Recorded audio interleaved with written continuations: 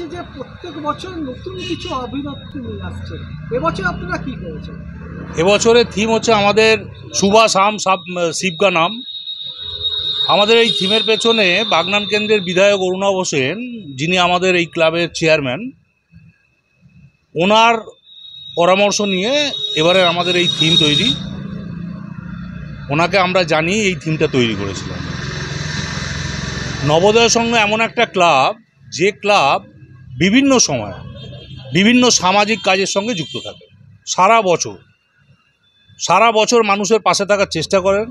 সে বন্যার ত্রাণ থেকে আরম্ভ করে হোক, কোভিডের সময় বলুন, বৃদ্ধাশ্রমে, বিভিন্ন বৃদ্ধাশ্রমে যে বাচ্চাদের করা বা যারা বৃদ্ধাশ্রমে রয়েছে তাদেরকে খাওয়ানো বা তাদের কাপড় জামা দেওয়া, রক্তদান শিবির থেকে আরম্ভ করে সমস্ত কিছু। নবোদয় সংঘ ক্লাব আমাদের বাগনানের মধ্যে এখন নবোদয় সংঘ ক্লাবের একটা ঐতিহ্য হয়ে গেছে, যে নবোদয় সংঘ ক্লাব বিভিন্ন সামাজিক কাজের সঙ্গে যুক্ত থাকে। এবছর কততম বর্ষ হচ্ছে? আমাদের 9তম বর্ষ। এবারে আমরা আস্তে আস্তে আগামী দিনে আমাদের এই পুজোটাকে আমরা আগামী দিনে অনেক বড় জায়গায় নিয়ে যাওয়ার চেষ্টা করছি। কারণ যেহেতু আমাদের মাথার ওপরে বাগনানের বিধায়ক অরুণাভ হোসেন রাজা আমাদের এই ক্লাবের চেয়ারম্যান।